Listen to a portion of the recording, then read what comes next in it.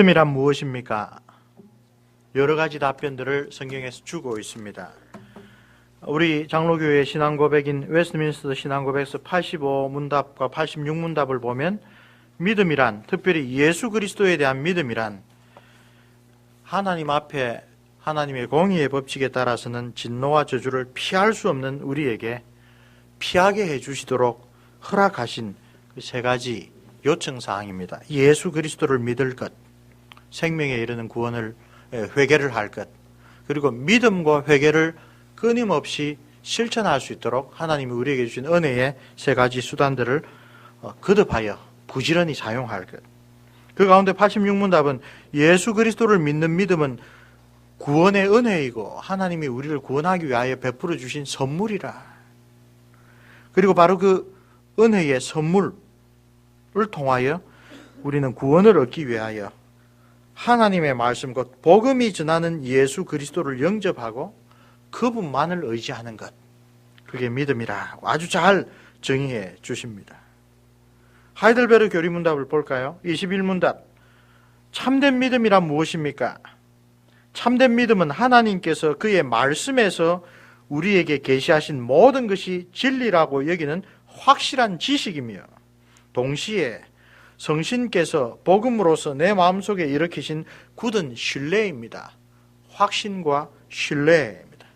그리고 설명합니다. 곧 순전히 은혜로 오직 그리스도의 공로 때문에 하나님께서 죄 사함과 영원한 의로움과 구원을 다른 사람뿐 아니라 나에게도 주심을 믿는 것입니다. 그 다음 문답 두 가지는 그러면 그 복음에서 제시된 그 우리가 믿어야 될 내용은 무엇입니까? 바로 사도신경으로 요약된 복음에 약속된 모든 내용들이라고 가르쳐주고 있습니다.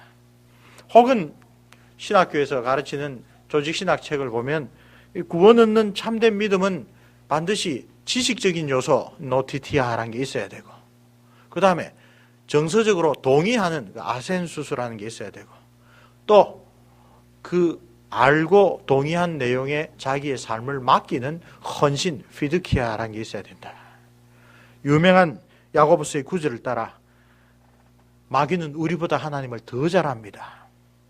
그리고 하나님이 두려우시다라는 것을 오늘 교만하고 겁을 잃어버린 우리보다 더 잘합니다. 하나님이 한 분인 줄 마귀는 알고 그 앞에서 떱니다. 그러나 마귀는 결코 자기의 삶을 하나님 앞에 드릴 수가 없습니다. 그래서 참된 구원 얻는 신앙에 있어서 우리의 헌신이라는 것, 자기의 삶을 주님께 드린다는 게 얼마나 중요한가 그렇게 또 강조하여 가르치기도 합니다. 오늘 히브리서의 6번째 설교에서는 믿음을 무엇이라고 가르치고 있습니까? 우리가 지난주에 묵상한 바로 그 다음부터 즉 10장 26절부터 시작하여서 오늘 우리가 읽었던 그까지가 6번째 설교입니다. 여기서는 주로 믿음을 강조하여 다루고 있습니다. 그리고 믿음을 강조하여 다룰 때 특별히 이 본문의 말씀이 믿음을 우리에게 소개하고 설명하는 관점은 인내입니다.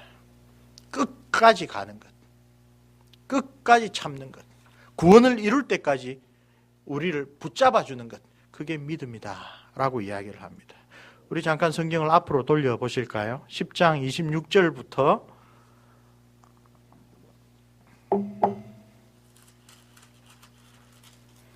39절까지는 아주 능숙한 교사로서 말씀을 듣는 성도들에게 초대 히브리서를 받은 독자들과 오늘 우리에게 사도는 아주 강력한 경고의 말씀과 또 아주 분명한 그런 격려의 말씀을 함께 해 주고 있습니다. 26절부터 보면 우리가 진리를 아는 지식을 받은 후에 짐짓 죄를 범한 즉 하나님의 은혜를 알고 그리스도 안에 있는 새 언약을 깨닫고도 의도적으로 거기에 등을 돌린다면 다시는 속죄한 죄사가 없다. 다시는 돌아오지 못한다. 오직 무서운 마음으로 심판을 기다리는 것밖에 없다. 강력하게 권고하고 경고합니다. 모세의 법을 폐한 자도 그 사형에 해당하는 벌을 받았는데, 하물며 하나님의 아들을 짓밟고 자기를 거룩하게 한 언약의 피를 부정한 것으로 여기고 은혜의 성령을 욕되게 하는 자가 당연히 받을 형벌이 얼마나 더 무겁겠느냐. 아주 무서운 경고를 합니다. 우리가 여러 차례 배웠듯이 여기 이 본문 히브리서를 받는 첫 번째 회중들에게 바로 이 짐짓 죄를 범하는 것은 다시 유대교로 돌아가는 것이었습니다. 다시 예루살렘 성전의 제사로 돌아가서 십자가의 의미를 알고도 짓밟는 것이 되었습니다. 오늘 우리에게는 어떤 행위가 이런 하나님의 은혜를 알고도 짐짓 죄를 범하는 것이 될까요? 32절부터는 그러나 동시에 책망만 해서는 우리에게 도움이 되지 않는 줄을 알고 강력한 권고를 합니다. 전날에 너희가 빛을 받은 후에 고난의 큰 싸움을 견디어낸 것을 생각하라. 그렇죠? 그리고 어려움을 겪었을 뿐만 아니라 34절에 너희가 갇힌 자를 동정하고 너희 소유를 빼앗기는 것도 기쁘게 당한 것은 더 낫고 영구한 소유가 있는 줄 알미라. 우리 믿음의 참된 본질, 우리의 시민권은 하늘나라에 있다라는 것을 이들이 굳게 믿고 그렇게 살았다. 그렇게 환난과 고통을 견뎌왔다. 그걸 다시 한번 상기해라. 그리고 믿음을 이야기를 하는 중요한 주제로 35절에 담대함, 36절에 인내를 이야기를 합니다. 담대함과 인내가 여러분에게 필요하다고 이야기를 합니다. 그리고 유명한 38절에 나의 의는 믿음으로 말미암아 살리라. 또한 뒤로 물러가면 내 마음이 그를 기뻐하지 아니하리라. 하박국 선지자가 말했던 이신칭의가 이 문맥에서는 뭐라고 나옵니까? 하나님이 의롭게 한 그 사람이 끝끝내 하나님이 기뻐하시는 삶의 목적을 달성하는데 중요한 원동력이 되는 게 바로 믿음이라 이야기를 합니다. 그래서 이 히브리서의 6번째 설교에는 믿음이 인내, 끝까지 견딤, 하나님 앞에 그 의로운 삶을 잘 마칠 때까지 우리를 붙들어주는 힘, 믿음이라고 이야기를 합니다. 그래서 11장에 그 유명한 믿음은 바라는 것들의 실상이요 또 보이지 않는 것들의 증거라고 이야기를 하면서 구약에서 바로 정말 이 세상에 살 때는 내가 하나님의 백성으로 뭐 이 세상에서 그렇게 부귀영화를 누리고 뭐 그렇게 즐거움과 쾌락을 누리고 뭐 그렇게 다른 사람들이 바라보는 그런 삶을 살았을까 이렇게 의심되는 그런 삶을 산 사람들, 그러나 하나님 나라의 관점에서 보면 참으로 부요한 삶을 살았던 사람들이 모두 다 바로 이 믿음 덕분에 그런 삶을 살아갈 수 있었다고 이야기를 합니다. 11장 13절에 이 사람들은 다 믿음을 따라 죽었으며 약속을 받지 못하였으되 그것들을 멀리서 보고 환영하며 또 땅에서는 외국인과 나그네임을 증언하였으니 믿음이 이들로 하여금 이 땅은 내가 그렇게 중요하게 여기고 차지하려고 아둥바둥할 것이 아니다. 아브라함에게 잘 나타나죠. 아브라함은 하나님이 땅과 씨와 복을 약속했는데 정작 주시겠다는 그 땅에는 아주 비싼 돈을 들여서 막벨라에 묘지 하나 장만한 것 말고는 없었습니다. 아브라함은 소돔 왕이 아주 공경에 처했을 때 그 자기 조카를 구하러 갔다가 소돔의 모든 포로된 자를 다 구출하고 그들이 빼앗긴 재산도 다 찾아왔으면서 그래서 당연히 승리자로서 그것을 차지할 권리가 있음에도 하나님의 제사장 멜기세덱을 만나서 너를 부욕해 하는 자는 하나님이시라는 것을 깨닫고 11조를 드렸고요. 소돔 왕이 제발 사람만 돌려주고 재물은 다 가지십시오라고 할 때도 바로 그 11조의 정신으로 사람들이 나중에 아브라함이 부자가 된 것은 소돔 왕이 아주 어려울 때 한번 도와줘서 그 덕분에 소돔 왕 재산을 다 차지했다더라. 나는 그런 소리 듣기 싫다. 나를 부욕해 하시는 분은 하나님이시다. 지극히 높으신 하나님 엘yon 아도나이께서 나를 부욕해 하신다. 깨끗하게 돌려져 버렸죠. 그렇게 사는 사람들입니다. 무엇이 그렇게 살게 하였다고요? 약속을 받았지만 현실에서는 체험하지 못하던 것이 그냥 분명히 하나님께서 지켜주시리라라고 했던 그 믿음 덕분에 그렇게 살았습니다. 그런 삶을 요약하여 이 땅에서 외국인과 나그네라. 다른 말로 그들이 이같이 말하는 것은 자기들이 본향 찾는 자임을 나타냅니다. 나온 본향을 생각했으면 갈대아 우르에 그 아주 문명이 찬란하게 발전했던 도시로 돌아갈 수 있겠지만, 그러나 그들이 바라보던 본향은 하나님이 지으시고 또 경영하시는 그 하나님 나라였다. 이런 믿음들이 아브라함 이래로 줄줄이 내려와서 요셉은 그 유명한 피라미드에 묻힐 수 있었는데 자기의 해골을 가리켜 반드시 하나님께서 약속하신 땅으로 갈 때 내 해골을 가져가라. 여기에 이름이 거명된 분들, 또 거명되지 않은 모든 분들의 신앙의 핵심을 한번 봅시다. 39절을 보시면 뭐라고 되어 있습니까? 이 사람들이 다 믿음으로 말미암아 증거를 받았으나 약속된 것을 받지 못하였다. 자기 평생에는 하나님이 축복하신다라고 하는 그 축복을 온전히 다 누리지 못했지만 무엇으로요? 믿음으로 그 하나님의 약속을 붙잡고 살아갈 수가 있었다 라고 그렇게 이야기를 하고 있습니다. 그래서 이 6번째 설교에 오면 이전 5가지의 설교에서 계속 반복하여 강조하던 온전한 구원에 이를 때까지 확고하게 믿음으로 서라. 아무리 핍박과 환난과 유혹이 여러분을 이끌어서 그 믿음의 길에서 벗어나게 하려고 할지라도 거기에 눈을 돌리지 말고, 출애굽했으나 구원은 받았으나 가나안 땅에 안식에는 들어가지 못했던 그 옛 선조들의 어리석음을 뒤따르지 말고, 이렇게 믿음으로서 이 땅에서는 다 체험하지 못했으나 그 약속하신 바 하나님께서 어떤 분이신지를 굳게 믿고 기꺼이 나그네로 살면서 하나님 나라를 바라봤던 그 사람들을 바라보라고 이야기를 하고 있습니다.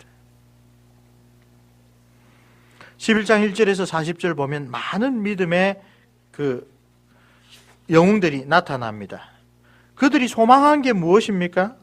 우리 11장 10절 말씀 같이 한번 읽겠습니다.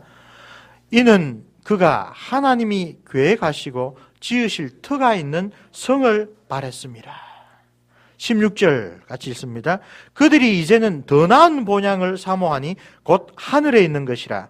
이러므로 하나님이 그들의 하나님이라 일컬음 받으심을 부끄러워하지 아니하시고 그들을 위하여 한 성을 예비하셨습니다. 26절 말씀 같이 읽습니다. 그리스도를 위하여 받는 수모를 애굽의 모든 보화보다 더 큰 재물로 여겼으니 이는 상주심을 바라봅니다. 갑자기 모세 이야기하다가 누구 이야기를 하십니까? 그리스도를 위하여 받는 고난이라고 이야기를 합니다. 주님께서 제자들을 위로하시면서 내가 너희를 떠나는 것이 너에게 유익이라. 내가 가서 나 있는 곳에 너희를 이끌어 올리기 위하여 너희를 위하여 처소를 예비하겠다. 그 약속을 주시고 갔습니다. 그리고 그 약속을 우리가 굳게 믿고 의지하도록 우리에게 두 번째 보혜사 성령님을 보내어 주셨습니다. 시대는 달라졌고 구약과 신약이라는 경륜은 달라졌어도 믿음의 본질은 동일합니다. 우리 역시 하나님의 약속을 받은 사람입니다. 그 약속을 이 땅에서 때때로 누리고 감사하지만 그 약속을 충분하게 누리지는 못합니다. 그 약속이 완성되지는 못합니다.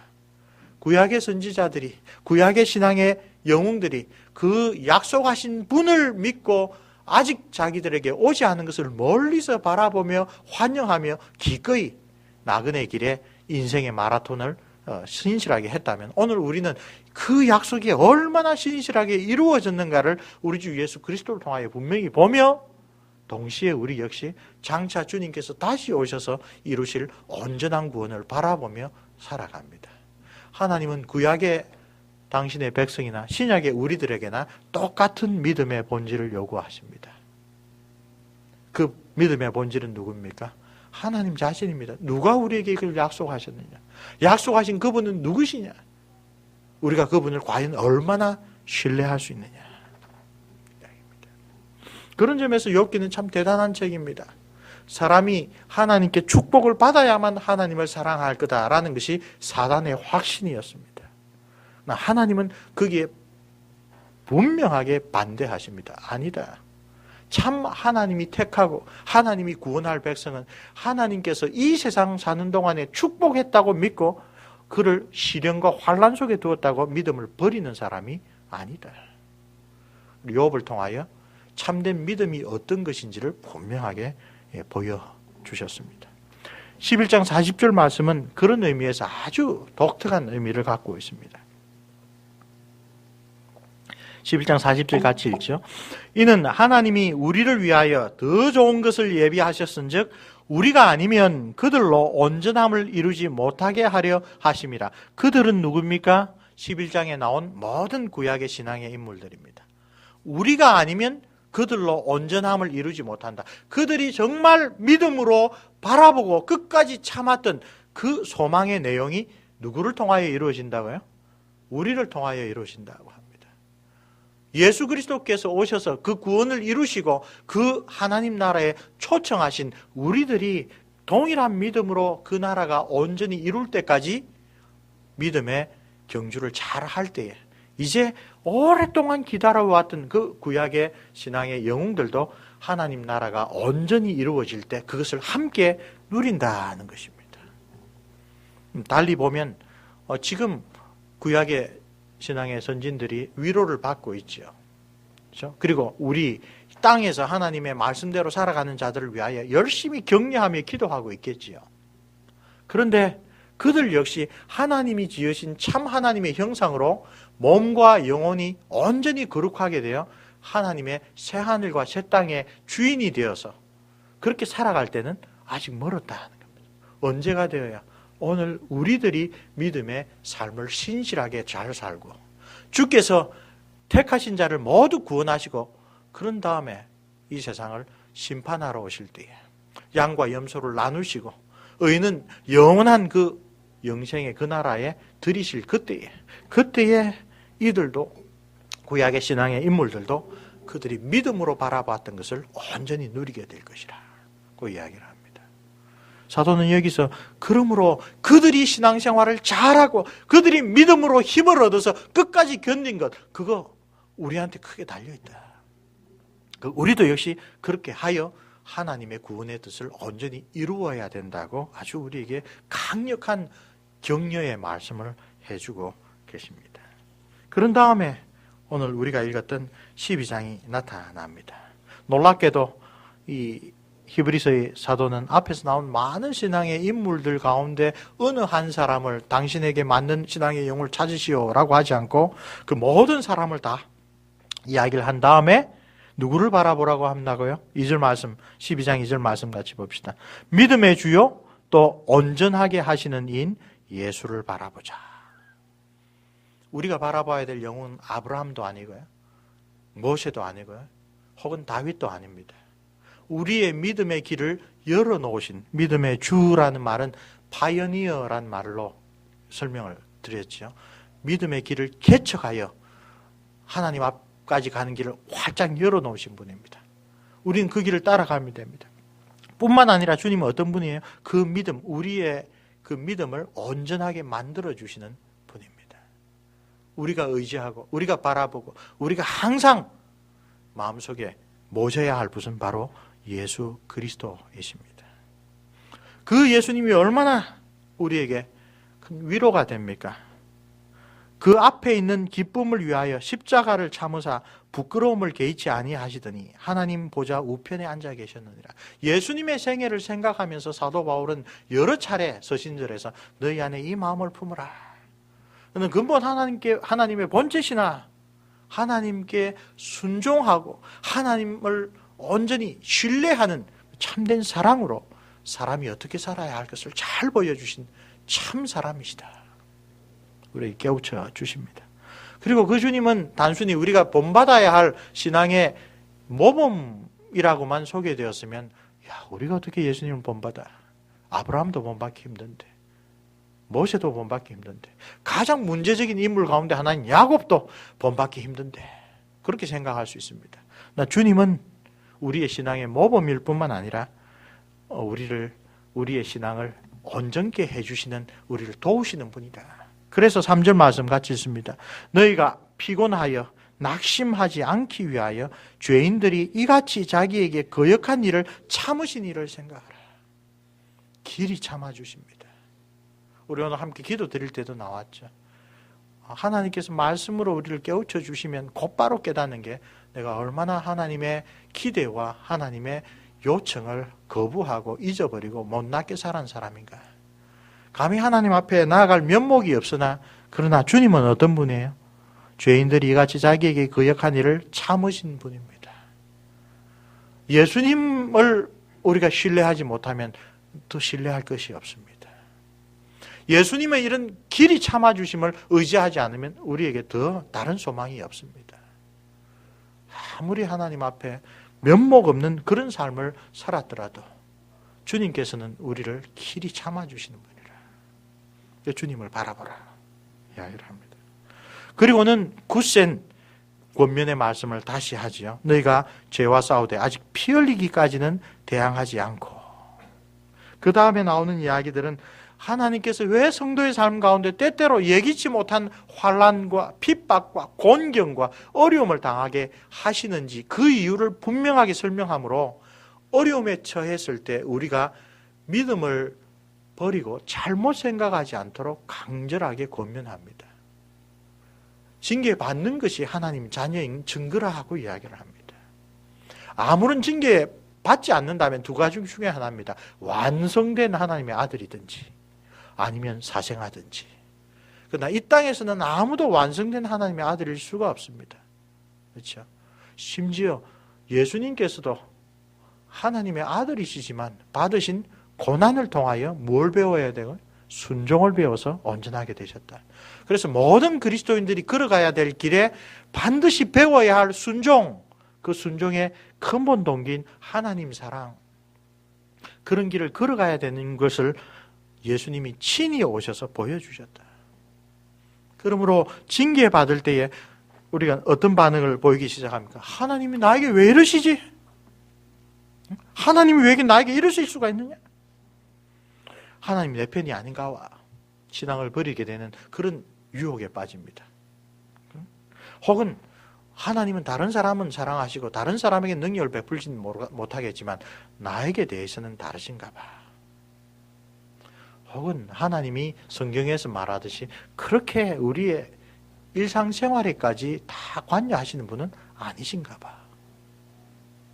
개인적으로나 혹은 하나님의 말씀을 받아들이는 그런 마음 자세에 있어서나 성경이 가르치는 하나님에 대하여 우리가 의심하기 시작합니다. 그리고 그 의심이 바르게 잡히지 않으면 믿음의 길에서 한 걸음 한 걸음 떠나갑니다. 이게 우리가 많이 겪고 또 보고 있는 일입니다. 결혼 문제로 하나님께 그렇게 기도했는데, 직장 문제로 하나님께 그렇게 매달렸는데 기도에 응답이 없을 때 하나님은 계시지만 내 기도는 안 들으시는가 봐. 하나님은 전능하신 분이지만 그러나 나는 사랑하지 않는가 봐. 우리 앞에 얼마나 많은 시련과 환난이 있는 것을 성경은 곧잘 증거합니다. 마틴 루터 선생이 말했듯이 시편에 기록된 그 무수한 탄식, 무수한 그 하나님 앞에 또 심지어 원망 섞인 그런 소리, 신자들이 신앙이 성숙하면서 그 흘린 눈물방울이라 그렇게 말씀을 하시죠. 나와 함께 식탁에 앉은 자가 발 뒤꿈치를 내게 보였습니다. 사도 이제 다윗 왕이 여러 차례 그런 이야기를 하죠. 정말 신임하고 정말 친했던 사람이 내가 병이 드니까, 내가 공경에 빠지니까 나를 배신하더라. 앞에서는 그렇게 칭찬하고 그렇게 높이다가 나가서 나에 대하여 악한 소문을 퍼뜨리더라. 성경시대를 살았던 구약과 신약의 성도들에게도 우리가 겪었던 것 이상의 그런 고난과 환난과 핍박과 어려움들이 항상 있었습니다. 그리고 히브리서의 사도는 분명히 말합니다. 그들이 아들이기 때문에 하나님께서 그런 일을 겪게 하신다. 그걸 통하여 어떻게 해요? 하나님이 그들을 거룩하게 세우시려고 한다. 하나님이 그들을 구별된 사람으로 바꾸시려고 한다. 이런 이야기를 하고 있습니다. 그래서 이 4절에서 11절까지는 우리 성도들에게 하나님께서 허락하시는 고난과 핍박을 만났을 때 그 믿음으로 올바른 인식을 가지고 그것을 달게 받으며 하나님을 더욱더 간절하게 찾으라고 권면하고 있습니다. 무릇 징계가 당시에는 즐거워 보이지 않고 슬퍼 보이나 후에 그로 말미암아 연단 받은 자들은 의와 평강의 열매를 맺느니라. 그래서 혹 우리의 삶이 흩어졌으면 어떨까 걱정하여서 12절과 13절에 권면을 합니다. 함께 읽어보겠습니다. 그러므로 피곤한 손과 연약한 무릎을 일으켜 세우고 너희 발을 위하여 곧은 길을 만들어 저는 다리로 하여금 어그러지지 않고 고침을 받게 하라. 잠언에 나오는 유명한 구절들을 연상시키죠. 우리는 하나님 앞에 똑바로 서서 걸어가야 할 사람들입니다. 그런 사람들이기 때문에 하나님이 때로는 고난을 주시고 연단을 하신다고 깨우쳐 줍니다. 그리고 그런 고난과 연단을 자기 힘으로 이길 수 없다는 걸 알기 때문에 오래 참으시는 예수 그리스도를 바라보라 하고 우리의 믿음의 대상을 분명하게 다시 한번 가르쳐 보여줍니다. 성도의 길은 이런 믿음의 힘을 의지하여 하나님께서 우리에게 허락하신 그 복음을 온전하게 붙잡고 가는 삶입니다. 그리고 그 끝은 11장에 나오는 많은 사람들과 마찬가지로 예수 그리스도를 본받는 것입니다. 그리고 예수님께서 사람이 되셔서 친히 보여주셨던 것처럼 하나님 나라와 그 일을 위하여 하나님이 나를 어디에 두셨든지 어떤 직무를 맡기셨든지 진심으로 하나님을 사랑하는 마음에서 하나님의 그 사랑을 나도 받아 실천하는 그런 사람들로 바꾸어가는 것입니다. 하나님께서는 우리를 불러주시되 하나님의 자녀로 불러주셨고 또 우리 사도 바울에게서 보듯이 특별히 우리 각 사람에게 하나님이 부여해 주신 소명을 맡겨주셨습니다. 아버지로서, 어머니로서, 남편으로, 아내로, 그렇죠? 또 자녀들로서 또 하나님이 우리를 이 교회에 불러주셔서 맡긴 직분에 따라 사회에 두신 대로 우리의 사회적인 역할에 따라 하나님께서는 우리에게 많은 것들을 맡겨주셨습니다.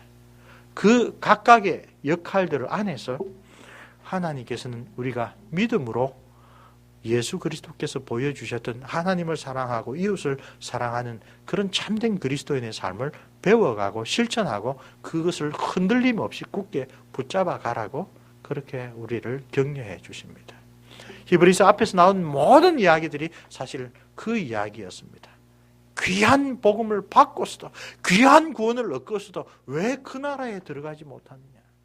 이집트에 430년간의 노예 생활을 청산하고 나왔는데 왜 그 믿음을 붙잡고 그 가나안 땅까지 들어가지 못하느냐. 그 이야기를 끊임없이 반복해 옵니다. 그리고 난 다음에 6번째 설교에서는 구체적으로 우리에게 몇 가지를 적용해 주십니다. 우리 12장 1절과 1절 말씀을 한번 같이 읽어보겠습니다. 이러므로 우리에게 구름같이 둘러싼 허다한 정인들이 있으니 모든 무거운 것과 얽매이기 쉬운 죄를 벗어버리고 인내로서 우리 앞에 당한 경주를 하며. 앞에 정인들을 허다하게 설명한 그 까닭을 뭐라고 적용하고 있습니까? 첫째로 그 믿음의 경주를 하는데 방해가 되는 것들, 무거운 것들, 혹은 그 밑에 나눠줄 보면 끄리끼는 것들, 얽매이기 쉬는 것들, 100m 달리기를 생각하고 있는지 모르겠습니다. 사도가 오늘날에는 공기 저항을 최소한 줄이고 몸을 최대한 가볍게 하기 위하여 정말 간단한 옷만 입고 주자들이 뜁니다. 그런데 다리에 각반을 차고 온갖 장신구를 치장하고 그렇게 뛰면 그 사람은 그 경주를 잘할 수가 없겠지요. 우리 눈에 그 경주의 비유는 선하게 들어옵니다. 그런데 사도는 그것을 너 자신의 삶에 적용해봐라. 이 믿음의 삶을 방해하는 그런 무거운 것과 얽매이기 쉬운 죄를 우리 삶에서 얼마나 지금 많이 짊어지고 있는가. 특별히 성도들이 혼동되기 쉬운 것은 그 자체로는 죄가 되는 것이 아니지만, 그 자체로는 꼭 나쁘다고 할 수는 없지만, 그러나 하나님께서 우리에게 원하시는 믿음의 경주를 하는데 방해되는 것들이 뭐가 있느냐 이야기를 합니다. 우리의 믿음의 경주가 다양한 방면에서 일어나지요. 자녀들이 고민할 때 부모들은 그를 위하여 기도하고 상담하고 또 말씀을 전해줘야 합니다.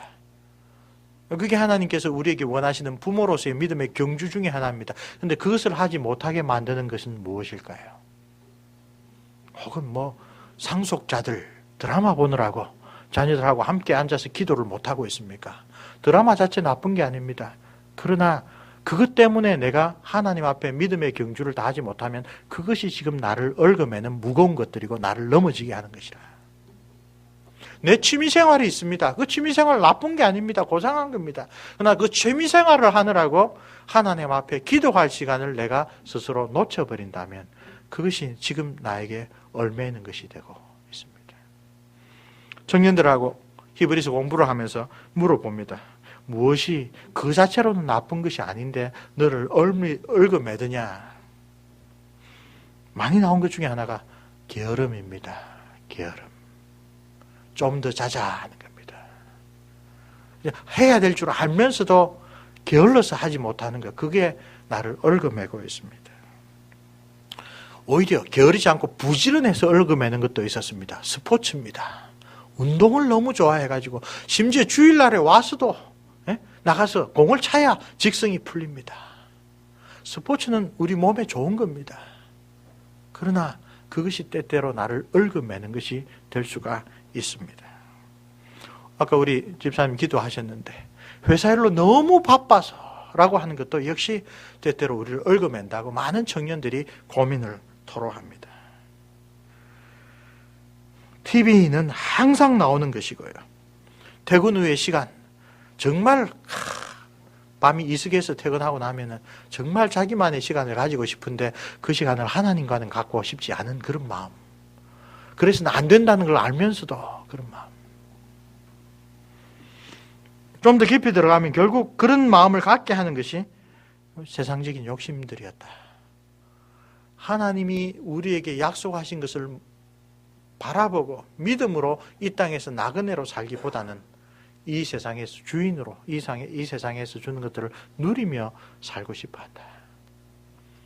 그 자체가 다 나쁜 것 아닙니다. 구약 성경에는 그걸 축복의 한 형태로서 하나님께 감사할 것이고 오늘날도 마찬가지입니다.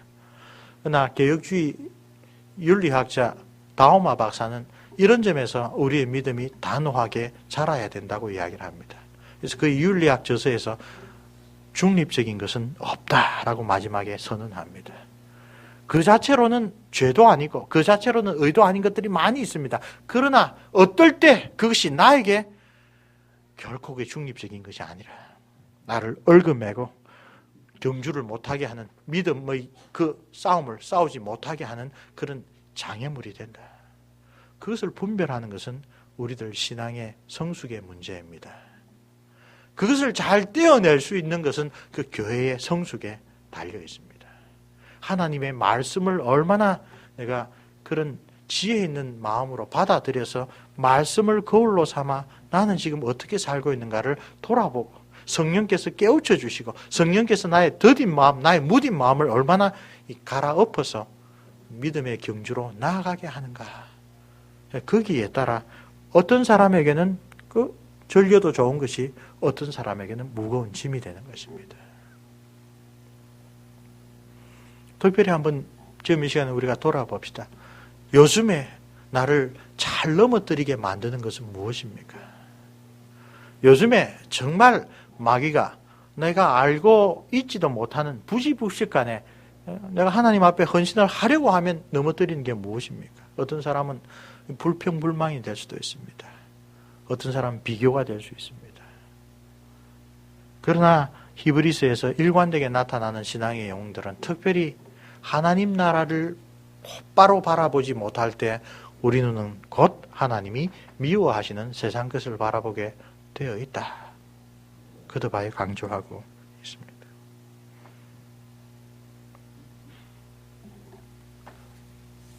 그리스도인의 삶을 신학적으로 표현하면 성화의 삶이라고 합니다. 근데 성화가 무엇입니까? 라고 하면 아주 성경은 분명하게 회개와 믿음입니다. 라고 이야기를 합니다.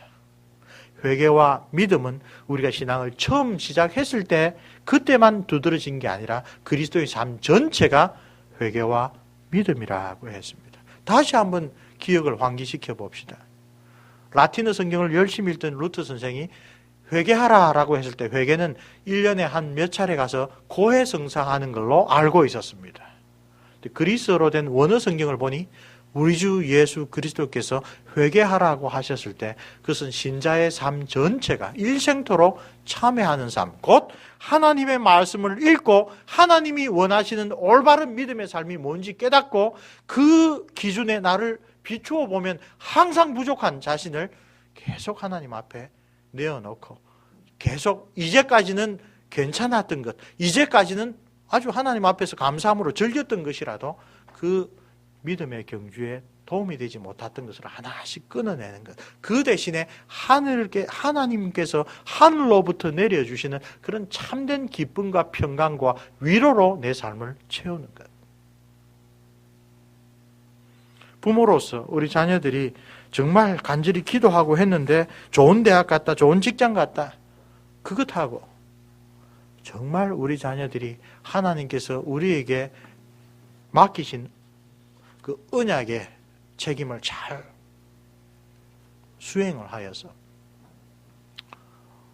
이제 저 자녀는 어디 내놓아도 정말 하나님에 대한 믿음을 잃지 않고 살아가리라라고 그런 그 결과, 그런 열매를 얻었을 때하고 비교가 안 되겠지요. 비교가 안 되겠죠. 우리 아까 독서 모임에서도 한번 이야기했는데 다시 한번 말씀드려야 되겠습니다. 이 시드니에 있는 우리 고려파 목사님 중에 한 분이 와서 자랑을 합니다. 뭐라고 자랑하느냐. 시드니에 목회하는 모든 목사들 가운데 자기 아들이 대학 시절에 아르바이트 한 돈을 모아서 아버지 효도 관광 보내준 사람 자기밖에 없다. 왜? 그 시드니에서 제일 좋은 공립학교, 그 시드니 대학의 법대, 의대 줄줄이 보내는 그 공립학교에 합격했는데, 고등학교에. 그 사모님하고 석 달을 싸워가지고 그 학교 안 보내고, 그보다 레벨이 떨어지는, 그러나 기독교 신앙으로 잘 가르치는 사립학교에 보냈다. 그 아들에게 진지하게 충고했다. 지금 너의 나이 때는 지식이 하나 더 많으냐 적으냐 그게 문제가 아니다. 정말 하나님을 사랑하고 또 하나님의 뜻대로 인생을 설계하는 그런 영적인 지식이 너에게 더 필요하다. 감사하게도 아들이 아버지의 말을 따랐어요.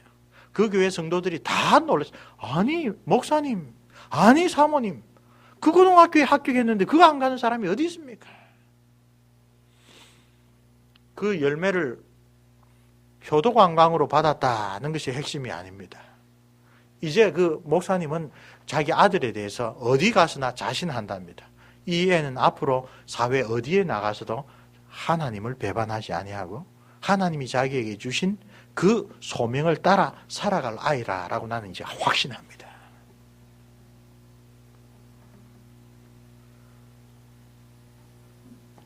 그 고등학교 간 사람, 그 간 교포 아이들 가운데도 훌륭한 그리스도인 많이 있습니다. 그 학교를 안 보내고 사립 기독교 학교를 보내는 게 꼭 모든 사람이 따라야 될 기준이 아닙니다. 그러나 그 목사님이 자기의 영적인 통찰력에 따라 평가했을 때 사랑하는 아들에게는 그 학교가 아니라 이 학교다라고 생각한 겁니다.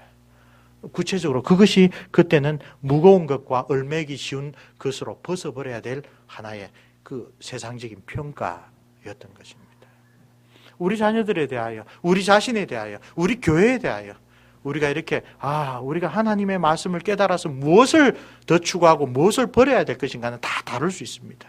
어떤 사람이 이것을 즐기고 어떤 사람이 이것을 감사함으로 받는데 어떤 사람은 그것을 버리고 경계해야 될 그런 것도 있습니다. 그러나 그 본질은 똑같습니다. 주님을 따라 믿음의 경주를 가기 위하여 하나님께서는 말씀을 통하여 성령으로 말미암아 우리에게 계속 깨달음을 주시려고 합니다. 네가 지금 어디에 얽매 있느냐? 네가 지금 어떤 무거운 것을 계속 짊어지고 놓치지 않으려고 하고 있느냐? 그 지혜를 우리 자신과 우리 자녀들에게, 우리 교회에 함께 전하고 나누는 것이 정말 하나님께서 우리에게 허락하시고 우리에게 주시는 귀한 선물이라고 생각을 합니다. 하나님의 말씀이 우리 삶 가운데, 우리 자녀들의 삶 가운데 바로 이런 열매들을 맺어가기를 주님의 이름으로 축원합니다. 우리도 함께 한번 일어나셔서 칼빈 선생의 그 찬송을 함께 화답성으로 드리면 좋겠습니다. 찬송가 548장 날 구속하신 주께 엎드려 그 크신 은혜 찬송합니다. 내 연약함을 긍휼히 보사 근심과 걱정 맡아주소서. 우리의 마음 방황할 때에 갈 길을 비춰 인도하셔서 세 번째 가사에 믿음과 소망을 항상 주셔서 섬기며 봉사하게 하소서. 죄악이 나를 주장하지 못하게 하소서. 우리 기도하는 마음으로 함께 주님 앞에 찬양 드리겠습니다.